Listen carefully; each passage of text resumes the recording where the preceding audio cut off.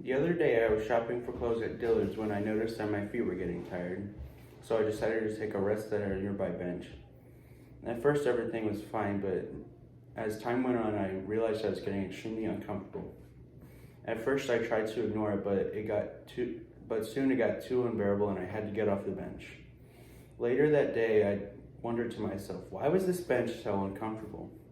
And when I got home, I decided to do a little bit of research, and it turns out there's little bumps and grooves in this bench. And the purpose of those bumps and grooves is to make sure that I don't get too comfortable on the bench. This is an example of unpleasant design.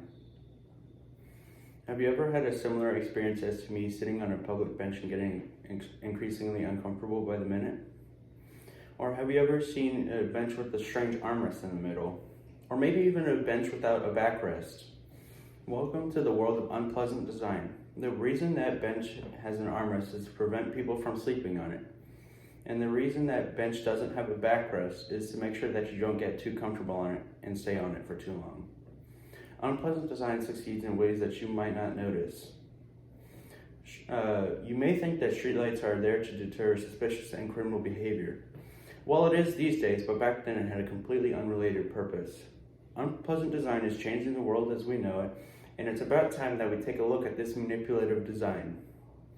But first we need to take a stroll down memory lane and examine the history behind unpleasant design. Next, we'll need to retrace our footsteps and figure out where unpleasant design is located. And then we need to stop and rest and examine the implications behind unpleasant design. First, let's take that stroll down memory lane and examine the history behind unpleasant design.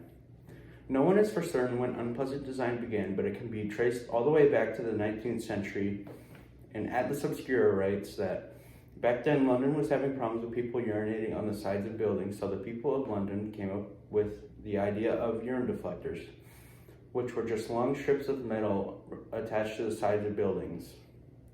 And as the name suggests, if one were to urinate on them, it would bounce back at them. Also around this time, the communities began making rustic twig benches which were only about a meter long, leaving very little room to sit comfortably. While unpleasant design was used in the 19th century, it was even more widely used in the 20th century. Around this time, metal benches were starting to be produced, and these were comfortable due to the fact that they came with a pillow. However, they soon had to remove the pillow because it caused people to lounge around and cause unnecessary crowding. Also around this time, metal garden chairs were beginning to be made, and these were extremely uncomfortable due to the fact that they were made for decoration and not for sitting. Now let's retrace our footsteps and figure out where unpleasant design can be located. Unpleasant design can be located everywhere, including city restrooms. Some restrooms use blue light, which is there to prevent people from injecting drugs into their veins by making it harder for them to see their own veins. And while some use blue lights, some bathrooms use pink lights, and this is intentional. The purpose of these pink lights is to highlight blemishes on the skin and make people not want to stay around too long for everyone to see all their blemishes highlighted. I know I wouldn't want to stick around if all my blemishes were highlighted for everyone to see. But it's not just cities that use unpleasant design, it's restaurants too. We all know why restaurants turn up the AC way too much. It's because they know that people don't like to sit around and eat when it feels like they're in a frozen tundra. A famous story circulates in design circles that the plastic chairs in McDonald's are designed to be comfortable for a maximum of 15 minutes. These restaurants want you to eat and leave immediately, because an empty seat looks welcoming to a group of people looking for a place to eat. Last but not least, let's take a rest and examine the implications behind unpleasant design. The implications behind anti-dry paint is that it's nearly impossible to vandalize or climb. But if you paint the anti-dry paint in the wrong spot, then you will have to wait 3 years due to its resistance to chemical removal methods. The implications behind classical music being played in shops is to deter young people from loitering around too long. However, if classical music is played at the wrong type of shop, then it will be off-putting to everyone. The purpose of an armrest in the middle of a bench is to prevent people from sleeping on it. The problem with this is that it only addresses a symptom of homelessness and doesn't fix the problem.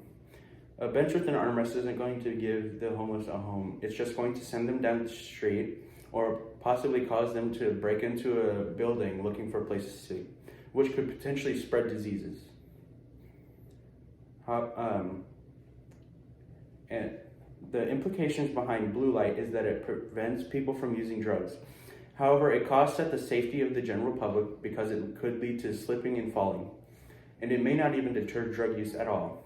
Towards the Heart writes that people attempting to inject under blue light may inject into an artery or surrounding tissue, and people attempting to inject under blue light will have trouble monitoring and watching the amount they are injecting, which could increase the amount, which could lead to an overdose, which could lead to an increase of overdose deaths.